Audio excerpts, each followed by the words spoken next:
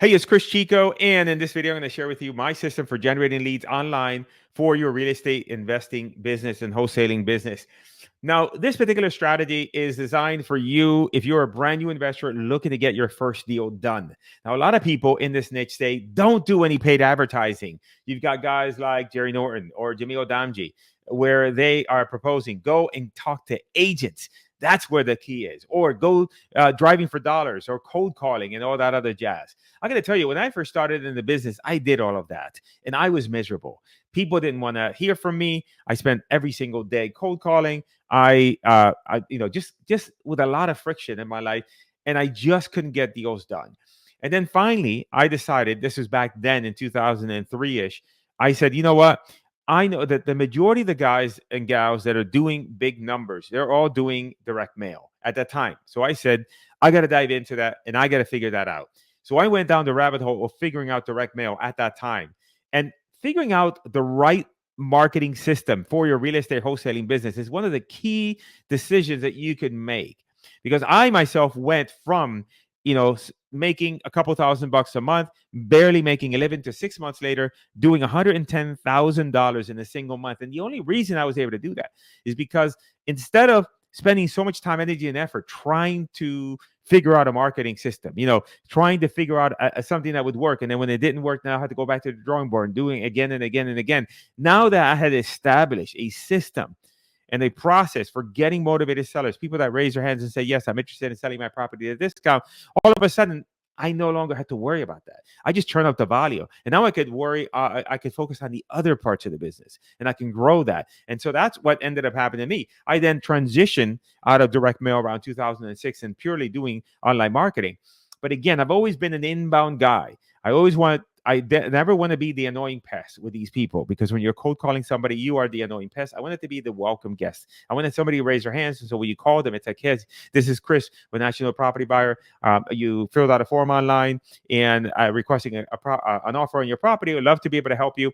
And if you have a few minutes, love to have a chat, see if your property qualifies. And they say, yes, of course. I filled out a form. And then off to the races you go.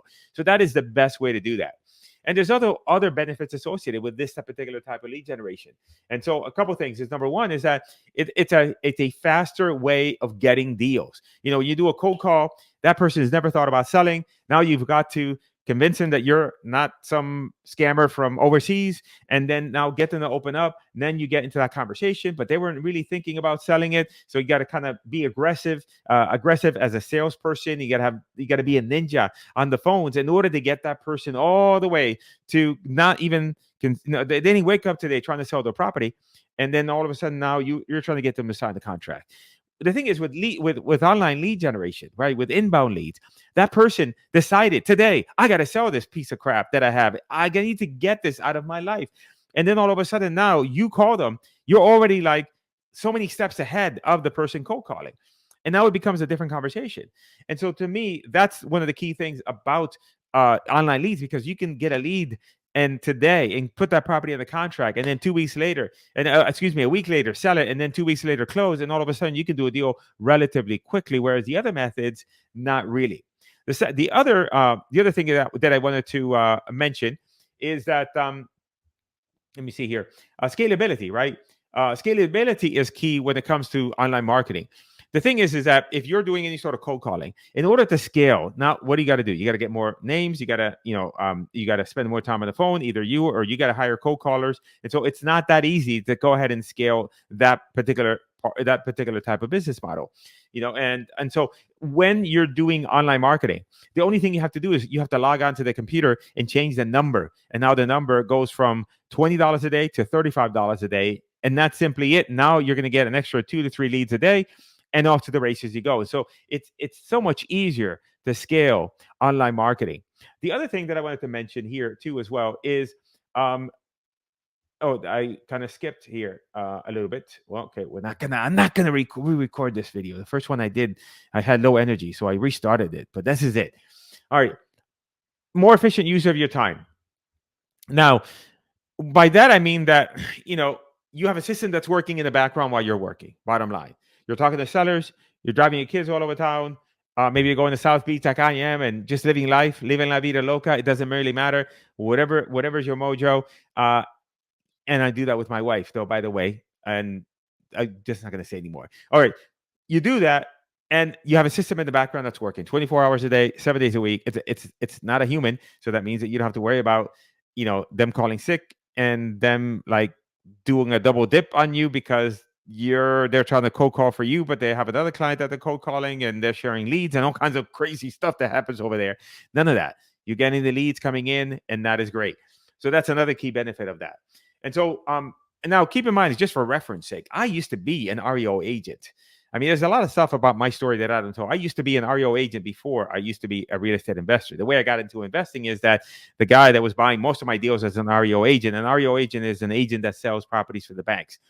So he was buying a lot of my deals. Back then it's a little bit different. You can actually, keep things off the MLS for a couple of days. So by the time you put it on the market, it was already sold, and people were like, "What happened? It just came on the MLS. How could it be sold in 30 seconds?" It's like, hey, buddy, that's the way it works. So that particular investor that I was selling most of my deals to, he came and said, "Hey, why don't you come work for me? I'll show you the business." But I used to be an agent, and let me tell you, agents are a pain in the butt. No offense if you're an agent, but if you're out there doing agent outreach, oh my gosh, it's worse because they've already been called from other people that are trying to do subject to deals and a variety of different things. So they got their antenna perked up and they're asking you a gazillion questions, rapid fire to figure. And they're right off the bat, they're telling you, hey, I don't know if you're a wholesaler or you're trying to do some subject to or whatever. I'm not interested. And so there's a lot of friction when you're dealing with a property owner, a private owner, which is what we're doing here. It's just it's a much different game. The other thing is this, is that, when you're dealing with agents, I'll leave it with this, is that, if you don't know what you're doing, you're going to ruin a relationship before you even get started, right? If you're dealing with a private owner, and let's say, for example, you put a property in the contract for more than you should, and so during the inspection period, you legitimately say to the seller, "Hey, I can't buy this. It's just too much money, too much in repairs," right? Then even if the seller is pissed off at you, that's it. It's just one seller. They're going to go away. You're going to go out with the rest of your life. But now, if you're dealing with an agent, and you did that, and then now the agent's ticked off because now they're not going to get paid, and now they have to go find another buyer for the listing, then they're not going to be happy. And in the end, later on, maybe when you do have experience and you finally, again, maybe find a deal with that same agent, they're going to be like, "Hey, aren't you that guy that canceled the deal? I didn't get my commission, and I didn't go on my vacation, to Bora Bora because of you, and now you're screwed. They ain't going to do business with you." So that's the thing you have to be mindful of with agent outreach. So let's go over, and again, the system that I propose here, and now I'm going to show you social media ads. And so it's very important to know that the reason I recommend social media ads for beginning investors is because of the fact that it's a much cheaper cost per lead. If you're doing Google pay-per-click, where you go and and somebody searches "sell my house fast" and they type in that information there, and then now you pay for that spot, it's a highly competitive marketplace. You have to get back to these people ASAP. I mean, with it, if you're on your game, you're calling these PPC leads within minutes. That's a lot of pressure. These leads are expensive. If you're doing localized, local marketing, you're spending $300 to $500 or $800. Even if you're doing, a broad marketing, it's still going to be more expensive. These campaigns and Google take a lot more massaging in order to get them to work. And so, as a beginner, you're going to eat up a lot of your budget doing anything on Google. So that's why I recommend doing social media ads. You can start, let's say you're brand new in the business, never done your deal. I recommend starting off with a low budget, $20 to $25 a day. You're going to take that budget, spread it nationwide. You're going to get a lot of leads. You're going to go ahead and get the practice necessary in order to speak with these property owners and to get better and better on the phone. And then you will then take and constrain that budget, that campaign, so that now you're targeting the top 15 to 20 states. And now you're getting better quality leads, but you're better able and capable because you've had the practice. And all of a sudden now it becomes a much better system. And in the end, you're spending a heck of a lot less money than you would with pay-per-click advertising. But at the same time, you're putting yourself in a position where now you have incoming leads at an affordable cost that then is going to enable you to do a deal. So I'm going to share with you the system and how it works and big picture. Now, by the way, if you're interested, we have a partnership program. You can click the link in the description. We actually set up and run this entire thing for you, while at the same time partnering with you on the deals that you generate from this. And we'll do a 50-50 split on this. And all of the deals that we have done over the last 90 to 120 days have all been partner deals. So I'd love to do some deals with you if you want to implement this sort of system. So just go ahead and click the link in the description, and you can reach out and we'll have a quick chat about it and see if it makes sense for us to work together. So now, when we're doing social media ads, we use both Facebook and we use also TikTok ads. They're kind of in the same bucket. They kind of work the same, both. Facebook is more consistent. It'll provide you with more leads on a consistent basis. TikTok could be a little bit finicky sometimes, but overall, both of them are about the same type of lead. Now, keep in mind is that these are still human beings that are roaming around the internet, going on Google, typing "sell my house fast," and then now they're hitting social media, and so they're the exact same prospect. So, how do we advertise on Facebook? So, on Facebook, the different components that are required are going to be number one is we need a business page. So, a business page on Facebook is like you establishing a little corporation inside of Facebook. So then now you can go ahead and run ads. So the ads are being run through whatever page you're using.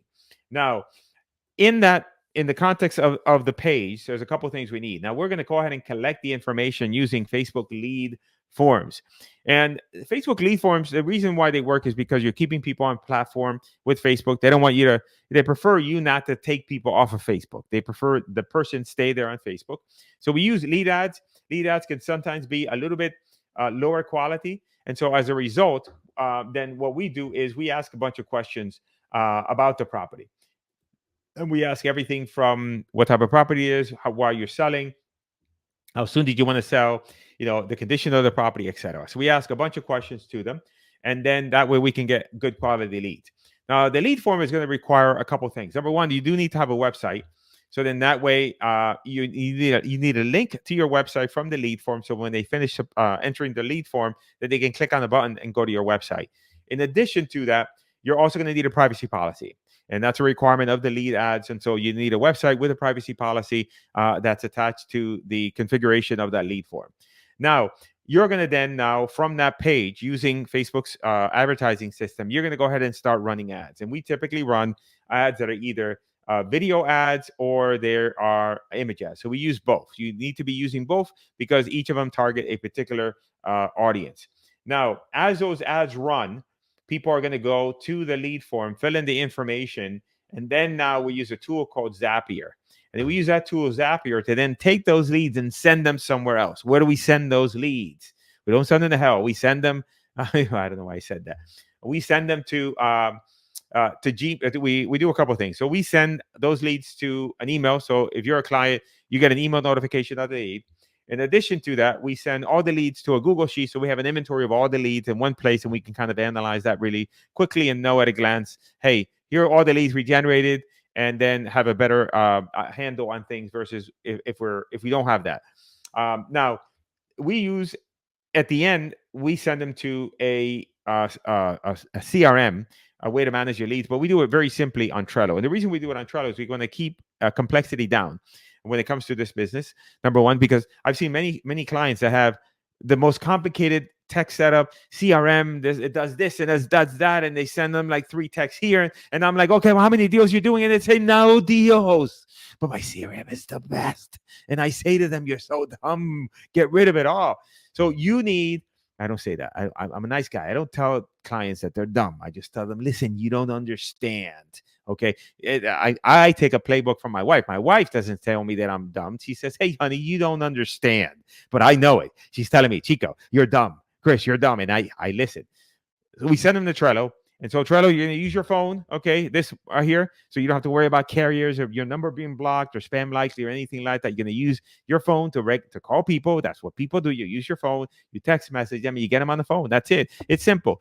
Sometimes, I get this question, like people say, oh, Chico, don't I need a fancy system that will text message these people and then the follow-up is automated and it does this and does that? And I tell them, hey, just call these people. I was going to say, call these mother.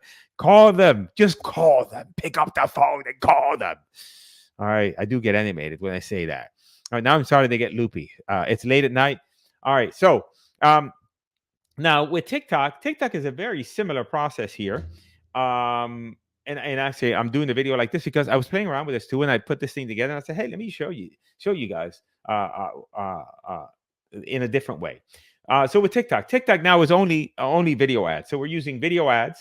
All right, same video ad that works on Facebook, same video ad that works on TikTok. So we run the video ad, and then the same thing is Facebook. TikTok has same as Facebook has a lead form. TikTok also has its own. I can't seem to make this work. Has its own lead form. All right, it's called an instant page, but this is the exact same thing with TikTok. And then again, you do need to have with TikTok, and I should have maybe done the fancy arrows here. Oh my god, we're gonna do the arrow here. You're gonna love this. Look at that. Oh, this is incredible. What real estate person, guru slash educator do you know that does fancy diagrams like this? Nobody does. Nobody. Okay, you'd be like, man, Chico, he does these videos and they are awesome. He's like a tech ninja. All right. All right. So we need a privacy policy, and also we do need a website. All right. Now it's starting to look like a spaghetti bowl. So then now lead comes in, they fill out the form. We still use Zappier. Same thing. It all comes into Zappier. Get an email sent to you with the lead. Like if you're one of our clients, you get the email sent to you. We inventory the lead so that we can understand, okay, are you getting leads? Are they good quality leads, etc.? And then it gets sent to your individual Trello board, which is what I recommend using Trello. I have a video on my channel. If you just go to my channel, type in, search Trello, Trello, you'll find a video that shows you how to use the system. You can set it up for free. It's really nice and easy. And then that's it. That's the whole system. So this whole system can generate leads. Now, what I recommend is initially target nationwide. So now you're getting, especially if you're brand new. So I'm talking to you within context of you're brand new in the business, you're trying to get your first deal done, and you need leads. And so you're going to target nationwide. So then that way you are going to talk to a lot of sellers, get a lot of practice, and do the reps. Within a couple of weeks after that, then you're going to go ahead and potentially now target 15 to 20 states only, not nationwide. Your cost per lead is going to increase slightly, maybe $5 or $7. You increase your budget slightly, but now you feel more confident about you talking to sellers because you talk so many of them. And then now you're going to get better quality leads in better areas, and then put yourself in a position to close. Now, sometimes people ask me, well, Chico, how long would it take in order to close a deal using this system? It's not about the length. I have a bad joke about that, but I'm not going to say it. It's not about the length, okay? It's about the number of leads. I can't come up with a joke on that. It's about the number of leads. So, what I tell people is, look, if we can generate leads at $20 a pop, let's say $25 a pop, all right? Let's say just use the number $20. $20 a pop, 50 leads to get a deal. That means you spent $1,000. So let's say worst case scenario, you spent $1,500, right? Our average assignment fee is $15K. Would you spend $1,500 in order to make $15K? I mean, people would die for that return on your marketing dollars. So you're putting money in, and getting money out, and then you do 2 or 3 deals, and then at that point, then now you're in a position where you can scale. Now, scalability has a problem from a perspective of humans. Like it's only you. Like typically, what I found that if you go above $75 a day, if you're going, several states, like 15 to 20 states, and you're doing like $75 a day, that will fluctuate. Like some days you might get 1 lead, some days you might get 2 leads, some days you might get 5 or 6 leads. But then after a couple of weeks, they all stack up. So, it may not seem that busy in the beginning, but then after 2 weeks, you're busy because you got new leads coming in, leads you got to follow up with, sellers you're gonna have to you're trying to get a deal, a contract. If you're doing your own selling of these deals, if you're not using us to partner, and you yourself are going out and trying to find the buyers, at some point you're gonna have to pause the ads because it's just gonna get hairy. But listen, that's not a bad problem to have. It's not a bad problem to have where, oh my God, I'm so inundated with leads, I got to pause this. It could be the opposite of what you're experiencing now, which is, oh my God, I got a lead drought. I haven't seen a lead in weeks. I don't even know if these people exist, these motivated sellers. I shouldn't do these videos at night because I do get loopy. So bottom line is that, look, I'm a firm believer in doing inbound marketing. All right, going from an annoying pest to a welcome guest.